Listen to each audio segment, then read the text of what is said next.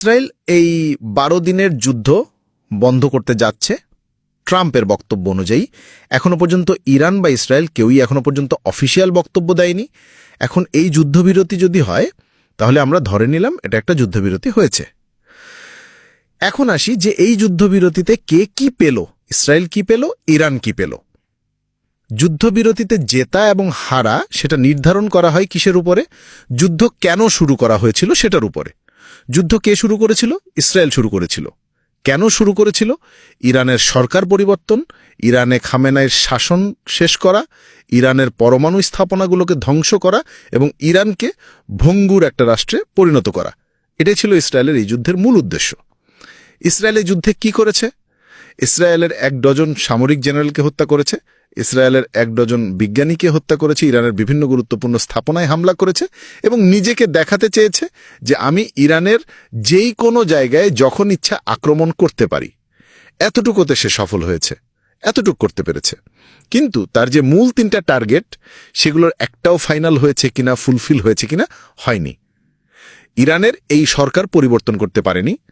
Ayatollah খামেনেইকে হত্যা করবে বলেছে, করতে পারেনি। ইরানকে ভঙ্গুর করে দিবে, ইরানে অন্য তার পছন্দমতো একজনকে এনে ক্ষমতায় বসাবে, পারেনি। ইরানের পরমাণু স্থাপনাগুলাকে ধ্বংস করে ইরানের পরমাণু অস্ত্র তৈরি করার ক্ষমতাকে শূন্যে নামিয়ে নিয়ে আসবে, পারেনি। নিজে করতে পারেনি, আমেরিকাকে ডেকে নিয়ে আসছে, আমেরিকার যুদ্ধবিমানের আক্রমণেও হয়নি।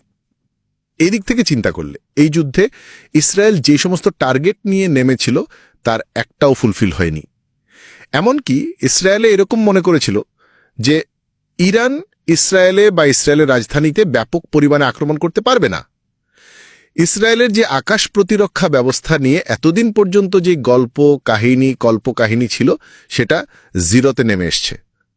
ইসরায়েলের সেই ব্যাপক নাম করা আকাশ প্রতিরক্ষা ব্যবস্থা ইরানের মিসাইলের কাছে হার মেনেছে। ইসরায়েল তার জনগণকে নিরাপত্তা দেওয়ার যে স্বপ্ন এতদিন ধরে দেখিয়েছিল সেই রঙিন ফানুস শেষ হয়ে গেছে। বলেন আপনারা, এগুলো বাস্তব, এগুলো হয়েছে বাস্তব। একটা যুদ্ধে আমেরিকায় যদি সরাসরি ইসরায়েলের পেছনে না দাঁড়ায়, ইসরায়েল কোনো একটা দেশের সাথে দাঁড়াতে পারবে না, এটারও প্রমাণ হয়ে গেছে। ইসরায়েলকে এতদিন ধরে প্রযুক্তিতে, তারপরে অস্ত্রশস্ত্রে, নিরাপত্তায় স্বয়ংসম্পূর্ণ হিসেবে যে দেখানোর চেষ্টা করা হয়েছিল সেটাও যে পুরোপুরি একটা কল্পকাহিনী সেটারও প্রমাণ হয়েছে। এবার আসি ইরানের ক্ষেত্রে। ইরান এই যুদ্ধে কি করতে চেয়েছিল?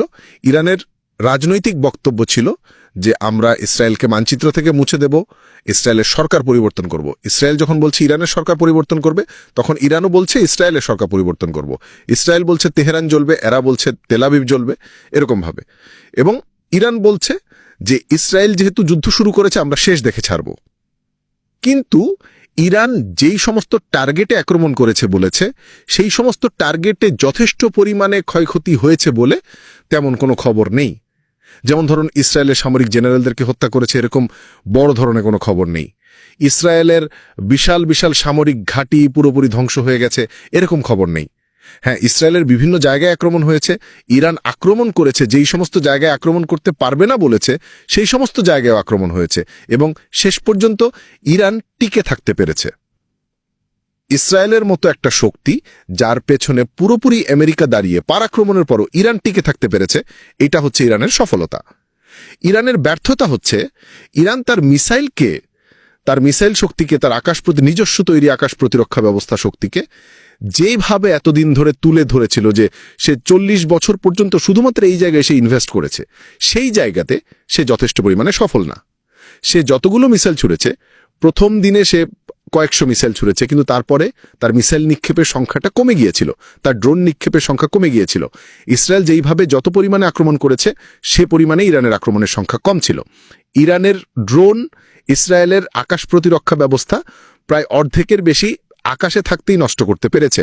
ইরান যে পরিমাণে তার হাইপারসোনিক মিসাইল আছে বলে, হাইপারসোনিক ব্যালিস্টিক মিসাইল আছে বলে, বা যে পরিমাণে সে এগুলোকে হাইলাইট করেছিল সে পরিমাণে আক্রমণ ইসরায়েলে হয়নি। কিন্তু তারপরেও ইসরায়েলের গত বলা যায় যে ৪০ বছরের ইতিহাসে বা ৬০ বছরের ইতিহাসে বর্তমানে ইরান এই ১২ দিনে যে আক্রমণ করেছে এরকম আক্রমণ ইসরায়েলের আগের কখনো দেখেনি। সুতরাং সেই দিক থেকে চিন্তা করলে ইরানকে আপনি এগিয়ে রাখতে পারেন। এখন এই আক্রমণের ফলে যে জিনিসটি হয়েছে সেটা হচ্ছে মধ্যপ্রাচ্যে ইসরায়েল এবং ইরানের যে একটা ব্যাপক পরিমাণে ফানুস ছিল সেটা চুপসে গেছে। আরও একটা জিনিস হয়েছে যে ইসরায়েলকে যেই সমস্ত আরব রাষ্ট্র ভয় পেত সেই সমস্ত রাষ্ট্র ভয় পাবে না। এরপরে বলতে পারেন যে কোন রাষ্ট্র ইসরায়েলের বিরুদ্ধে অস্ত্র নিয়ে দাঁড়াবে। আমি কোনো রাষ্ট্র অস্ত্র নিয়ে দাঁড়াবে এখনো পর্যন্ত বলছি না, কিন্তু বিভিন্ন দেশের, বিভিন্ন আরব দেশের, বিশেষ করে মিশরের কথা বলা যায়, সেনাবাহিনীর ভিতরে এমন কিছু সেনা কর্মকর্তা আছেন যারা সুযোগ পেলেই সামরিক অভ্যুত্থান ঘটিয়ে এই ইসরায়েলের পাঁচাটা সরকারকে সরিয়ে ইসরায়েল বিরোধী আক্রমণে যেতে পারে। সুতরাং তাদের মধ্যে একটা সাহস সঞ্চার হয়েছে যে ইসরায়েলের দুর্বলতা কি কি সেটা মোটামুটি ইরান এবং ইরানের এই আক্রমণের কারণে অনেক দেশ জেনে গেছে। সুতরাং এই দিক থেকে চিন্তা করলে আমেরিকা যেভাবে বলছে যে ইরানের আর পরমাণু শক্তি নেই, যেমন আমেরিকার ভাইস প্রেসিডেন্ট একটু আগে বললেন যে ইরান আগে 12 দিন আগে বিশ্বের জন্য হুমকি ছিল, কারণ সে পরমাণু অস্ত্র তৈরির একেবারে কাছাকাছি চলে গেছিল। আমরা ইরানের পরমাণু কেন্দ্রে হামলা করার মাধ্যমে ইরানের সেই পরমাণু অস্ত্র তৈরির ক্ষমতাকে জিরো করে দিয়েছি। আজকের ইরান আরো 100 বছর পিছনে চলে গেছে, এটা হচ্ছে তার বক্তব্য। আমরা জানি না 2 দিন ধরে যে আমরা যে তথ্যগুলো পেয়েছি তাতে বোঝা যায় যে ইরানের পরমাণু স্থাপনায় তেমন কোনো ক্ষয়ক্ষতি হয়নি। এখানেই রাখছি, আল্লাহ হাফেজ।